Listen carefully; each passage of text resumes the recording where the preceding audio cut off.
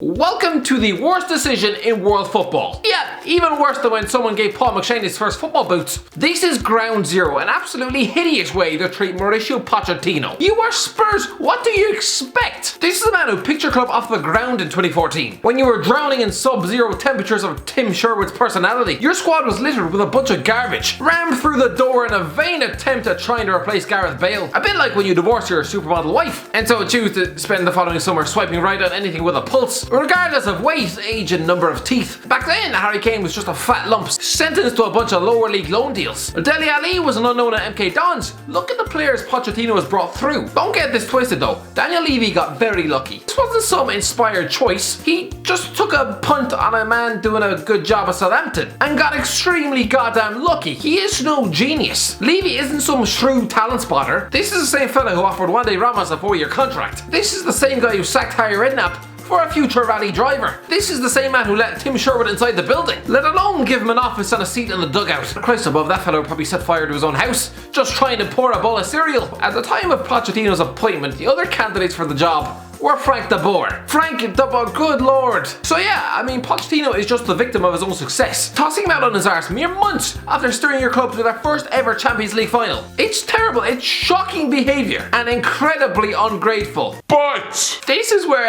the video flips around. I don't actually think Spurs have made a mistake. Yes, on the face of it, right? Dumping the best manager in your history, like a sack of soured potatoes, it's incredibly disrespectful, but replacing him with Jose Mourinho, you can't really argue against it. I'm sorry, okay, I even raised this debate on Twitter last week. Who's the better manager, Jose or Poch? And lads, he came through with flying colours. Listen, what Poch has done at Spurs is incredible, but he's not a winner. He had 15 chances to win a tournament at Spurs. There was no league title, 2 runners-up medals, knocked out in 3 consecutive semi-finals. For all his good work, the man is not a born winner. He doesn't know how to lift the trophy. He's been a manager for 10 years and doesn't so much have a sticker to put on the fridge. Jose Mourinho, on the other hand, is addicted to trophies. Just the 25 pieces of silverware in his career that is absolutely outstanding. Even when he's supposedly underperforming, he's still winning trophies. This is a man who knows how to win. And isn't that what football is? It's winning trophies. Harry Kane's not going to want to stick around to finish runner-up every year. Listen, it's tough, right? Pochettino deserves respect for what he's achieved at Spurs, but in my opinion, Mourinho is one of the top 3 managers in world football, and one of the greatest of all time. How he was tossed out on his arse by Manchester United, instead of Ed Woodward backing him and ridding the club of the actual bad boys at the club, that was a terrible decision. And you'll see, Man United fans, when Jose gets Spurs to finish above you this season. Rewind back to last Christmas, and it's almost as if Man United and Spurs have just swapped managers, only for the former to somehow still end up with a failed Cardiff reject. How does that work? I'm excited for the return of Jose. This is a man who knows how to win. You might say, oh, he's finished, look at what he did at Man United. What, you mean 3 trophies and a 2nd place finish? Ole Gunnar Solskjaer would sell his left kidney to even get a sniff of those achievements. Yes, punting out Poch might be harsh, and he arguably deserved better, but Mourinho is a born winner. A man who doesn't accept failure. Spurs have not won a trophy since 2008. That is embarrassing. You think Jose would accept 5 years of semi-final defeats and runners-up medals? No, not a chance. But Jose, it's hilarious how much he just doesn't care about Chelsea anymore. Yeah, moving to Man United, a top 4 rival, wasn't great in their eyes, but still, alright, it wasn't as if it was a local derby. This is a man who turned down Spurs in 2007 out of respect for his former employers. I would not take the job because I love Chelsea supporters too much. This is a bit awkward. But in fairness, Chelsea fans have spent the last 4 years calling this man a Judas. He's even been subject from snipes from the backroom staff, and even the manager. Why not? Why not burn your Chelsea legacy to the ground? The fans already have. It's crazy how quickly things change in football though. Remember just 14 months ago when this happened? You had Jose meltdown, demanding respect in the after-match press conference. If you had said then that Jose would be at Spurs just over a year later, it's absolutely madness.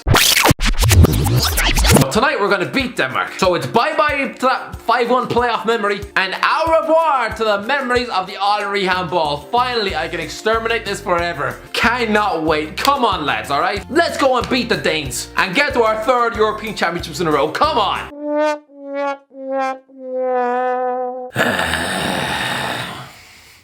Well, This was awkward. This whole video was supposed to be a celebration of Ireland qualifying for Euro 2020. I practically had balloons and party hats ready to go. It was supposed to be the day where we exercise those Thierry Henry demons. That 5-1 mauling to Denmark. And write the 18th of November as a day that we finally qualify for a major tournament. Except no, we've only gone and taken a ceremonial dump on our own ambitions, allowing a man called Martin Braithwaite to score against us. Martin Braithwaite, a name so British, I'm surprised it wasn't accompanied by a crumpet and scone and Brexit tattoo. Then again, a midfielder called Thomas Delaney was forced off with an injury for Denmark. Despite the fact he sounds like he was plucked straight off a farm at the backyards of West Cork. Denmark, what is it with your lack of Danish names? Right, I know I said Ireland would win, exterminate the bad memories of the past, but we really should have won. We really should have. This isn't a video where I'm just going to slate the team. I'm not going to say that Alan Brown is lucky he's not fixing people's sinks for a living. I'm not going to say that whoever introduced Glenn Whelan into football should be shot in the head. Alright? I'm not gonna do it. No, I'm actually proud of these lads. 2 years ago, right, I remember being stuffed into an Irish pub with hope in my eyes watching Ireland host Denmark in a World Cup playoff. We lost 5-1. That game was harder to digest than a bowl of pig kidneys. 5-1 at home with Nicholas Bentner scoring the 5th. Just embarrassing. So the fact that we drew this game 1-1 with a better team in the night and didn't give Christian Eriksen a sniff, fair play lads, alright? We had 52% possession and 15 shots to their 3. We should have won the damn game. We should be at Euro 2020 already. Matt Doherty, stand-up performance and a great goal. It was the first time Denmark had conceded in over 600 minutes. That is 5 clean sheets, lads. So well done, lads. We could have won it. Why? Why did it take Mick McCarthy until the 83rd minute to chuck on a second striker? Don't get me wrong. McGoldrick holds up the ball pretty well. He often drops deep, but he's not a goal scorer. Not even his mother would say so. He's nearly 32 and has 100 career goals to his name, with not one of them being in the top flight. We had Sean Maguire on the bench. The lad was playing for Cork City 2 years back. We're searching for a goal and we bring on Kieran Clark. Lads, we're not blessed with goal scorers. I'm still not sure how Robbie Keane received so much criticism during his time with Ireland. Oh, he only scores against crap teams like Belarus and Georgia. Not only was that patently untrue, the man has scored against nearly every top nation in Europe. His finishing is exactly what we did need in a place like Georgia. Had we had Prime Keane on the pitch last night, we would have won. So the talent isn't there, lads, alright? At least not right now. I'm sorry, but go back 10 years and David McGoldrick, a Sheffield United benchman, wouldn't come within a month of Sundays into our starting lineup. We need to start producing better at grassroots level, lads. There needs to be an overhaul because the talent in recent years has just dried up. Whereas before our squad was littered with players competing for league titles and Champions Leagues, nowadays it would just be a minor miracle to actually field an 11 of players in the top flight. On that pitch last night, we had one player who finished inside the top 10 last season. And yeah, out of the 23 players in the squad, he is the only one who's ever tasted European football at club level. And even that's only about 3 bastard games. So yes, alright, we march on into that playoff. I'm not even going to try and bother getting my head around this new format, where there's both a semi-final and a final. Lads, they're treating the playoffs like a goddamn cup competition. This Nations League has just made things so needlessly complicated. What happened to the good old-fashioned 2-legged knockout against one opponent? Just leave us with that, lads. It was a lot simpler. Just give us the 2 legs, a dodgy ref, and allow me a decade to cry about it every goddamn day. Apparently we're in pathway B, whatever that is. Basically having to claw our way out of a pocket of teams including Bosnia, Slovakia and Northern Ireland. Give us Bosnia, please, for the love of God. We beat them in the playoffs of Euro 2016. I watched them get smashed 3-0 off Italy last week and good lord, they looked absolutely hopeless. Yes, they have Miralem Pjanic, what a guy, but they're having to rely on a geriatric Edin Dzeko for goals. That man is about 10 minutes off getting turfed into a local nursing home and then having to spend the rest of his life fighting off advances from Wayne Rooney. Slovakia are a potential banana skin, but they're definitely beatable. Definitely beatable. And Northern Ireland, lads, if we cannot beat f***ing Ulster, I don't think I could live with that embarrassment. They are just one province. We should be beating them easily. And I maintain that Michael O'Neill, now he's linked up with Stoke, is going to be distracted. And with so much uncertainty over what they're going to do if they qualify, yeah, I think they'll end up botching the playoffs as well. So it could be worse, lads.